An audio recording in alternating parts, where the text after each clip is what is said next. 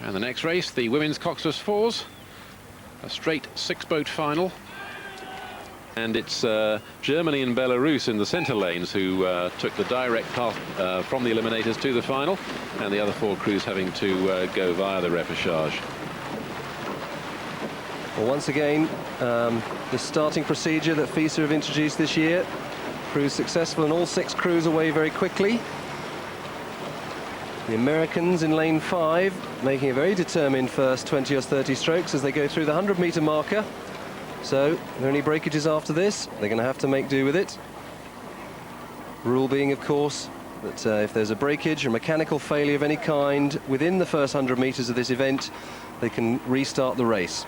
But they're through that marker now, and they're on to the meat of the race, and all six crews cleanly into their rhythm. Good shot there of the Germans going off. You see them heading slightly across to the left of your screen there. That's because of this crosswind, and so the tendency will be to steer into it. But we pick them up now as the crews move through to the 500-metre mark, and certainly the US making a very, very determined push early on to get stuck into their rhythm. Shot there of the British across in lane 1. And all of these crews after that start will be trying desperately to find the type of training rhythms that they've experienced so often and they've worked so hard to perfect. At the same time, trying to make sure that they're well on top of the race. It's a very difficult balance to achieve. They hope that all the training will pay off and they can simply be flat out. So as they go through the 500-metre marker, it's the US boat leading the Australians slightly about a length behind, who I just think are slightly up on the Dutch crew across in lane 2. But certainly, Robert, this American crew has decided to go from the front, and they're going to make everyone chase them very hard. They certainly are. They went off well from the start, fell back a little as the crews began to find their race pace, but then they put on the pressure. They moved out to a length in the lead, and they've held on to that lead. The Dutch looking quite strong over on the far side in lane 5, as one would expect from the crew whose nucleus took gold at Lucerne a few weeks ago. Just one replacement there. Marleen van der Velden has come into the number 2 seat, but also the Germans looking strong. Silver placed in Lucerne, and a new lineup for the Germans for this year. Their previous crew medalled at Indianapolis last year. But in fact, Australia now neck and neck with the Netherlands for silver medal position.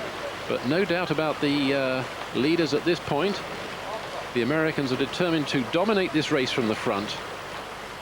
It's interesting to see the Belarus crew here with the bow girl shouting the commands. They went through the 750-metre mark with 1250 metres to go, and the bow girl called for a push, and they're doing exactly that, doing everything they can to get back on terms with this really very significant lead now from the Americans.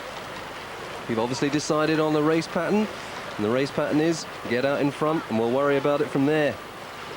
Now I think over that last 100 or so metres we've also seen very useful sustained drive from the Dutch crew, who as they come through to 1,000 metres, although there's no doubt that at the moment the Americans are in gold medal position. Yep, the Dutch have come through and now sitting in silver medal position. Very close between them and Germany. In the next lane to them in lane 3, lane 4 Belarus, and closest to us Australia. Well, they're now all crews now through into this very difficult third section of the race, the third quarter, and they'll be trying to sustain their pace through this and hopefully put themselves in a position to really challenge for the medals. The good shot of the Australians there, who, in common with most of these Australian crews that come across nowadays, spent a lot of time on training camp, and you can see the boys drifting underneath their bowside riggers there. They've obviously drifted across this wind, which is blowing from the camera position across to the crews, causing some problems and making them drift. Just hope they manage to keep away from those boys. The US seemingly unbothered and stuck in their own rhythm, stuck in their own race. A little glance across there from the girl at 2 just to check on the Australians, but certainly driving this on. Yes, they've opened up clear water between themselves and the Netherlands over on the far side. You can just see the bow of the Dutch boat appearing to the right of your picture. And a push coming back from the Dutch now to try and stay ahead of Germany, who are in the bronze medal slot as things stand. Belarus just hanging on the shoulder of the Germans. They're certainly not out of the running at the moment. It's impressive, that shot, actually, because it's all very well for us sitting here and watching these crews, but when you're down there, it looks a great deal closer. And you can see it's the umpire there is warning the Belarus crew. They're obviously drifting as well.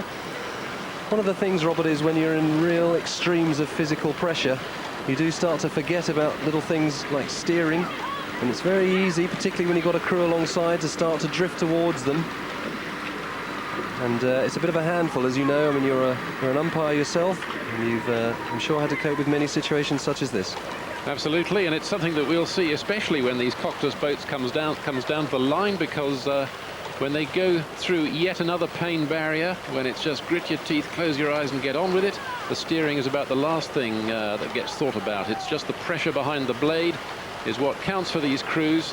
And all sorts of things can happen as they come up to the line. But nothing much happening to this American four, because they've gone out into the lead, they've stayed in the lead, and right now they look particularly untroubled. The Dutch pushing very hard, the Germans pushing them for the silver and bronze spot, and the Dutch pushing hard to get back at the Americans, but I think they've got too much for them. They come through the 250-metre mark to go, about 25 strokes, and the Germans drawing level with the Dutch now. It's a real race on for the bronze and silver, and Germany doing everything they can to take it from the Dutch. The Americans driving to the line now, thinking about it, counting it down, 20, 15, 10, keep pushing, keep pushing. And the American supporters keenly shouting their crew on, but the Germans now look as though they've come through the Dutch over on the far side. So it's still America in the gold medal position, but the Germans looking very, very strong now. And that Dutch sustained push now falls back, and Germany come through strongly. They're very close. The silver medal position. And disaster in the Dutch boat, because the number 2 girl, Marleen van der Velden, has, I think, probably caught her blade under one of the marker buoys. That's pulled the boat up short. America crossed the line first, then it's Germany, and that disaster in the Dutch boat allows Belarus to creep through into the bronze medal position. Australia over the line 5th. I feel very, very sorry, Robert, for that Dutch crew. They certainly had lost their silver medal position to the Germans in the effort to make that big push to the line. They just drifted across. We saw them getting rather close. I just hope no one's hurt there, but what a terrible way. Get the replay here. Yes. Oh, you saw her just catch that blade under that buoy. Very sad stuff. Confirmation there, gold the US, silver Germany, bronze to Belarus, Australia, Great Britain and the Netherlands in the lesser positions there.